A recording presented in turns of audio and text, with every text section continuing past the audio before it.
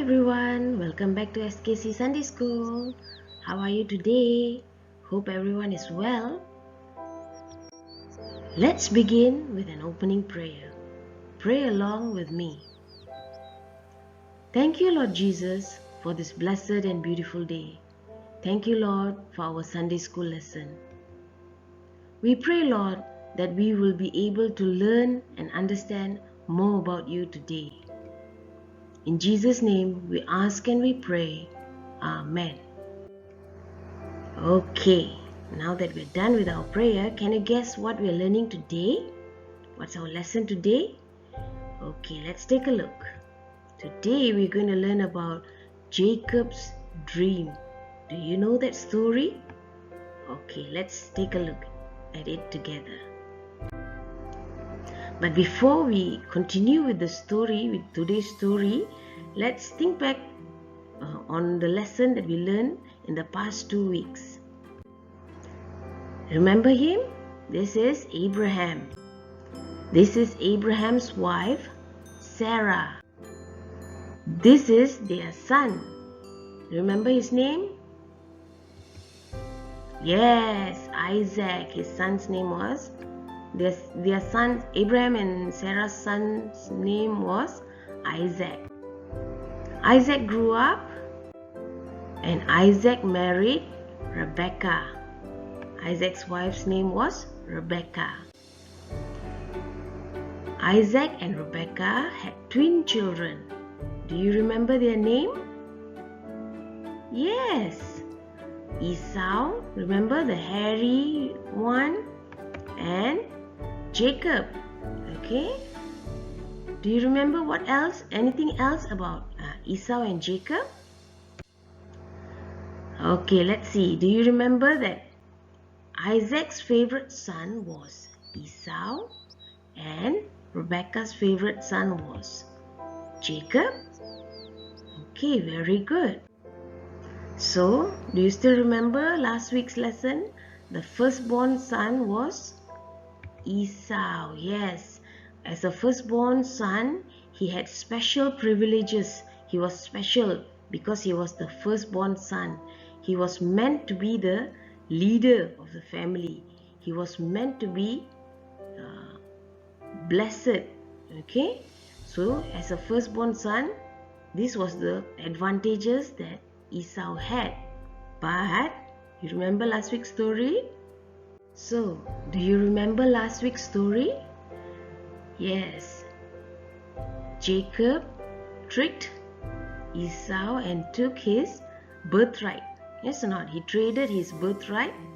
Okay, let's see. His birthright. Okay, Esau traded his birthright for a bowl of soup. I guess he didn't value his birthright that much, did he? Okay, and Jacob took advantage of that and he got the birthright of Esau. That means all the special privilege as a first son, as a leader of the family was given to Jacob. And the next thing that Jacob took was the blessings. I'm sure you've heard of this story before. Jacob pretended to be Esau and he tricked Isaac, the father, into blessing him with the blessings of the firstborn son.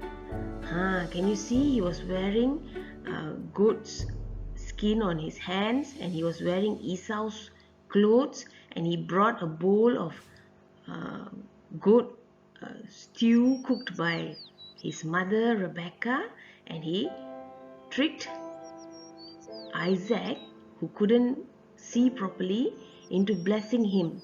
So Isaac gave all the blessings of the firstborn to Jacob. So Jacob received all the blessings of the firstborn son. Esau was very angry at this, and he promised himself, he said to himself that he's going to kill Jacob once his father Isaac was dead. I'm going to kill him. Okay, and what happened? His mother heard this. Okay, Rebecca heard this and she came up with a plan. She told Jacob, you need to go to my brother's house in Haran. Remember the first story, okay, where Rebecca came from? Okay, I want you to go there and escape Esau. So Rebecca told Isaac, let Jacob go and get a wife from my brother's house. And Isaac agreed, and so Jacob was sent away to his uncle's house in Haran. Okay, but he had to leave everything and go. That is the story so far. So today's lesson is about Jacob's dream. Okay, when did he dream? What did he dream of? Okay, let's take a look. First, let's look at today's Bible reading. Genesis chapter 28 verse 12 to 13. Read along with me. He had a dream in which he saw a stairway resting on the earth, with its top reaching to heaven, and the angels of God were ascending and descending on it. There, above it, stood the Lord, and he said, I am the Lord, the God of your father Abraham and the God of Isaac. I will give you and your descendants the land on which you are lying. Wow, what does this mean? What does Jacob's dream mean? Let's take a look. So Jacob had a long journey. He had to leave his mother. He had to leave his father, his favorite place. He had to leave it. He had to escape from Esau. Okay, so he was very worried. He was scared, and he had a long journey to go to his uncle's house in Haran. Okay, so this was Jacob's journey. So he traveled and traveled and traveled and traveled and traveled and traveled. Finally, it was already evening, and he reached a place that he was going to stay for the night. Okay, it was already evening. So Jacob took a stone and placed it under his head and slept for the night, rested for the night. Good night. While he was sleeping, he had a dream. Wow, what did he dream of? Do you have dreams when you sleep?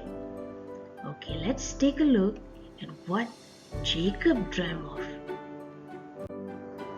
Wow, what is this? Jacob dreamt of a stairway leading from earth. Can you see the blue color one? The ball, that is earth. Right up to the skies. Can you see? That's heaven. He dreamt of a stairway leading from earth to heavens, to the sky. Okay, let's see his dream a little bit more. Okay, from the sky he saw angels ascending and descending. That means going up and going down the staircase. Wow, look at the angels going up and down. Wow. Okay, let's see what else he dreamt of. He dreamt of the angels going up and down, and wow, who did he see there? He saw God standing at the top of the stairway. And God spoke to him as he lay down and slept in his dream. What did God tell Jacob? Let's take a look.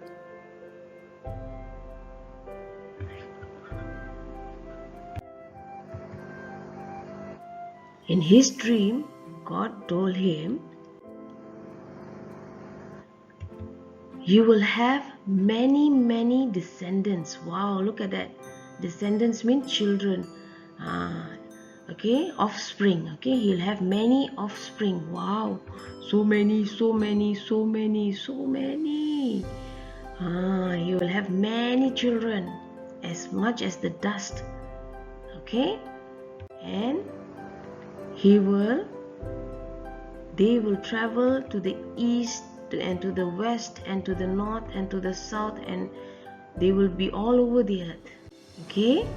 And also God promised him that wherever his descendants were, they will all return back to this promised land that God has promised Abraham and his children and his descendants. This was the promised land.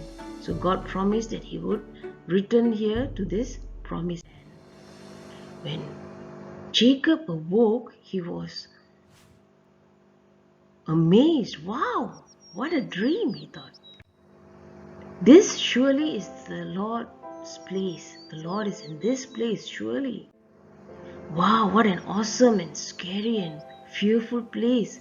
Such an awesome place. This must be the house of God. This must be the gate of heaven. So in the morning when he woke up, he took the stone that he made as a pillow and raised it up as a pillar and poured some olive oil on it and called this place Bethel. Bethel means house of God. And that is the story of Jacob's dream. I wonder what the dream meant. Okay, we learn from this dream that God is always with us. No matter where we are, we have God. God is always with us. God is always taking care of us. With God, there's always hope. You see, Jacob, he ran away from home. He had to escape his brother. He had to leave his beloved mother. He had to leave his father. He left everything that he loved. He had to escape to his uncle's house. He had to leave quickly. He had no time to stay and say goodbyes and spend some little bit more time with his parents. No, he had to leave in a hurry. And so when he left, he was very worried. He lost hope. He might have lost hope. He might have been sad. So in this story, we learn that God is always with us. Sometimes we are lonely too. We are sad too. We are worried. Okay?